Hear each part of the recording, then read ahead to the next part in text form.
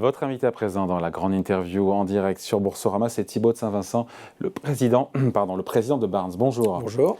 Merci d'être là avec nous sur Boursorama. J'avais le patron de la FNAIM qui était présent sur ce plateau il y a quelques jours.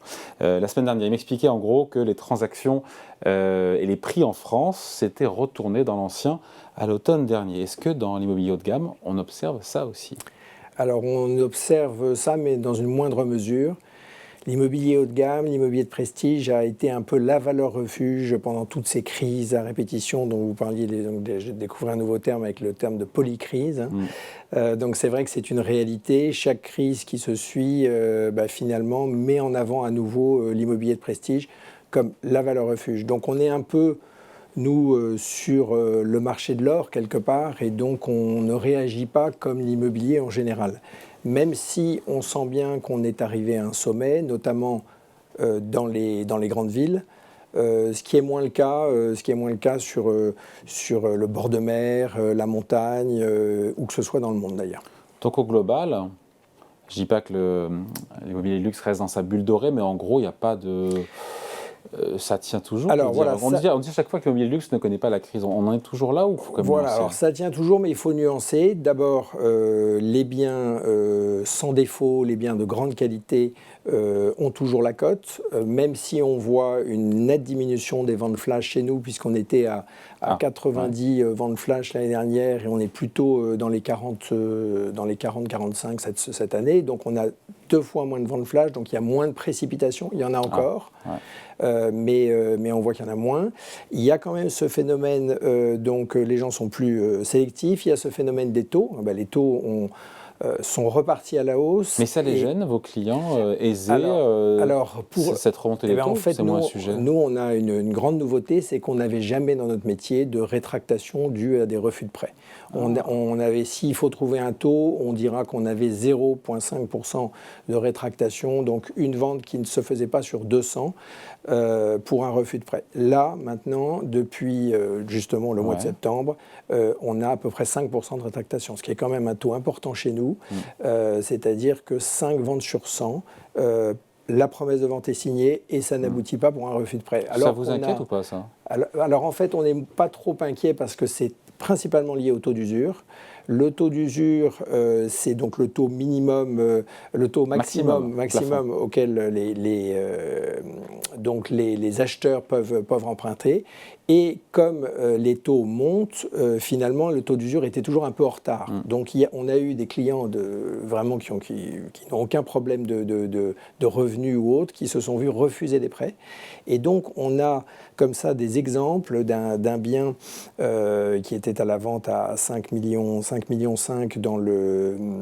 sur l'avenue Henri Martin, donc un très beau 340 mètres carrés, on est à peu près 14-15 000 le mètre, mais ça reste un premier étage. Donc on a eu une offre à 4,9 millions.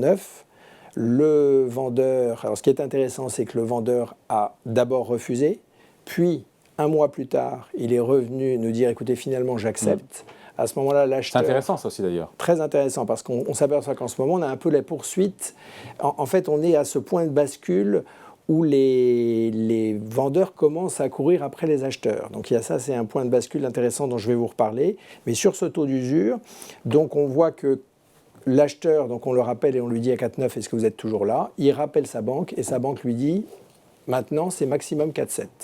Donc maintenant, c'est la banque qui, par rapport au taux d'usure, vous fixe le prix maximum. Ah oui. Donc ça, c'est une vraie réalité.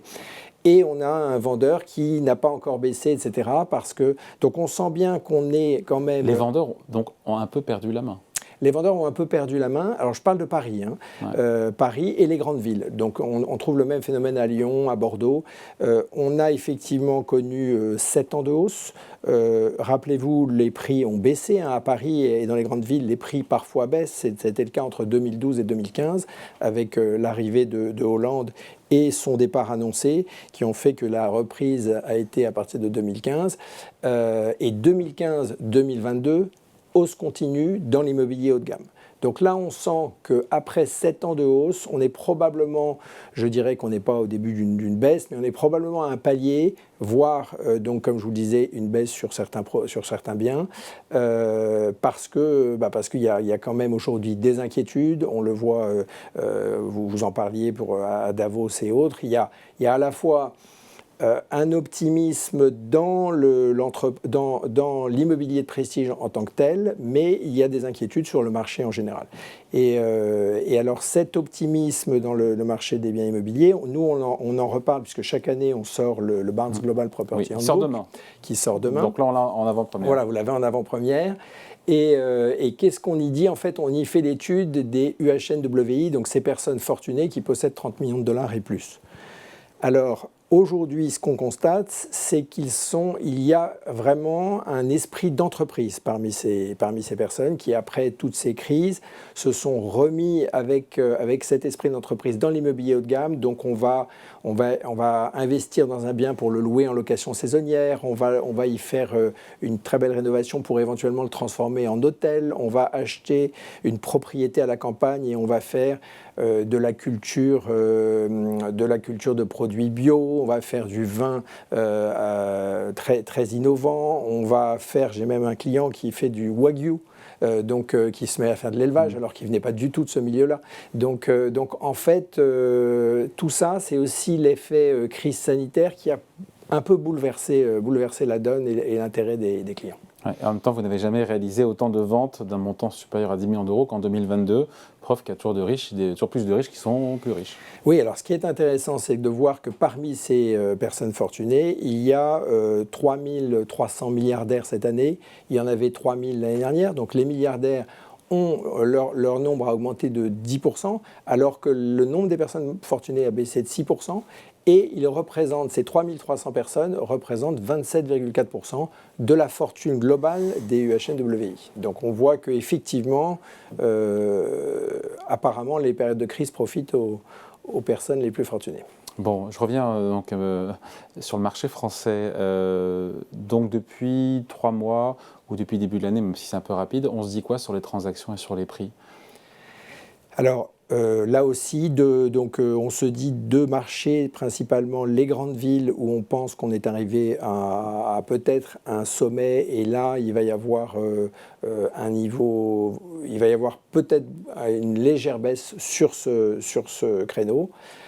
La côte atlantique, la côte d'Azur et la montagne sont en pleine forme, avec toujours des stocks qui restent très limités. Ce qui n'est pas le cas, donc c'est-à-dire des stocks qui sont pour nous 3 fois inférieurs à il y a 3 ans et qui sont encore inférieurs je parle de la côte atlantique, la côte d'Azur. C'est bon pour les prix, ça. Voilà, donc ça c'est bon pour les prix. En revanche, dans les grandes villes, on a une augmentation des stocks de 25%. Donc vous voyez, on a deux marchés. Donc c'est vrai que c'est compliqué d'arriver à des conclusions directes, mais on voit qu'il y a en ce moment beaucoup de tendances différentes. Donc la demande, en tout cas, elle est toujours là, même si elle a un peu baissé.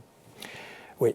Voilà, la demande est encore là parce que l'immobilier haut de gamme rassure, mais la demande est de plus en plus sélective. Donc aujourd'hui, il y a quand même ce qu'on va appeler les biens haut de gamme et les biens d'exception. Les biens d'exception tirent leur épingle du jeu, les biens haut de gamme commencent à souffrir. Justement, en termes de transactions moyennes, pardon, parce que pour donner quelques chiffres, mais en France, dans l'ancien, en moyenne, je sais pas, c'est 300 000 à 400 000 euros, je pense, une transaction. Ouais. Quand on passe dans le prestige ou dans le luxe, si on donne des chiffres en moyenne, juste qu'on ait un peu le... Alors, c'est compliqué de dire que l'immobilier haut de gamme, c'est à partir d'un prix, parce que c'est souvent une destination. C'est vrai que où qu'on achète à Courchevel, à Saint-Tropez, à Saint-Barth, on va être dans l'immobilier de prestige.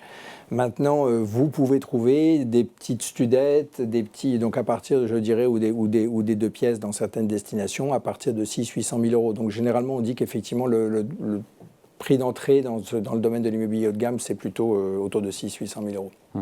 Et quel est le poids, je ne sais pas, et puis les Français aussi, jusqu'où ils sont là, jusqu'à quel niveau de prix les Français sont majoritaires dans vos clients, à partir de quel niveau, on voit que... Alors, ce qui est intéressant, c'est que effectivement, vous parliez de toutes ces ventes au-dessus de 10 millions.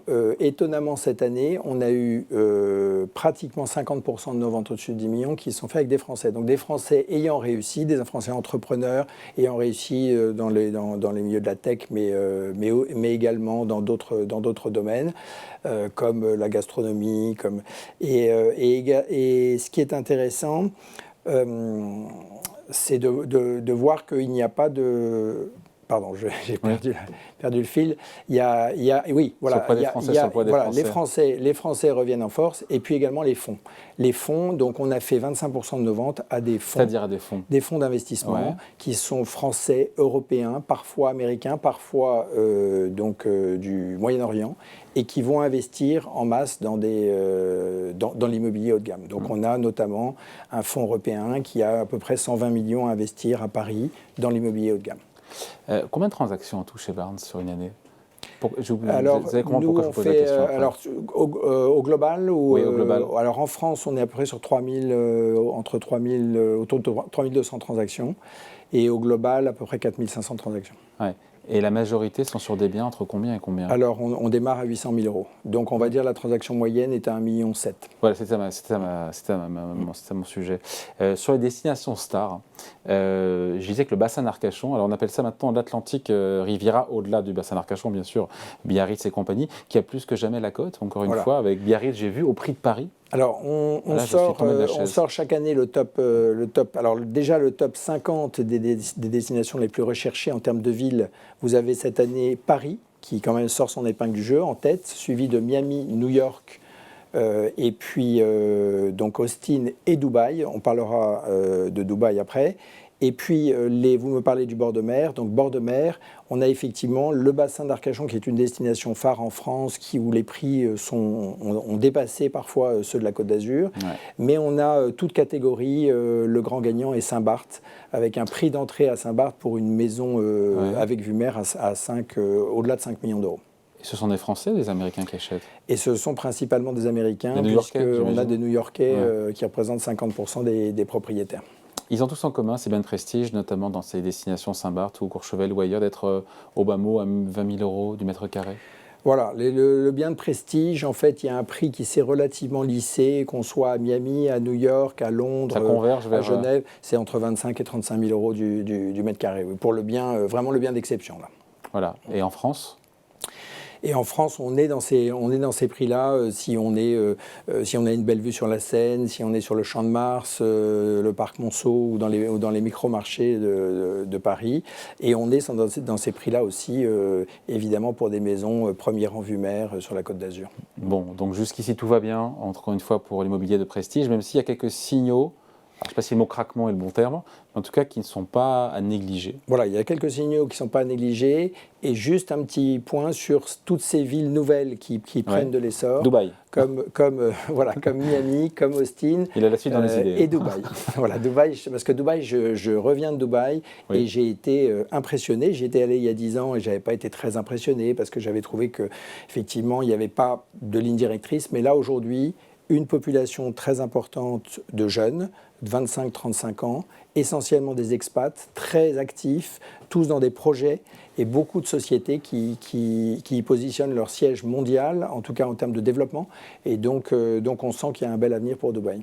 Et pour Barnes, au passage. Et pour Barnes, puisqu'on s'y installe. Allez, merci de passer nous voir. Thibaut de Saint-Vincent, donc, le président de Barnes, invité de la grande interview en direct sur Boursorama. Merci. Merci.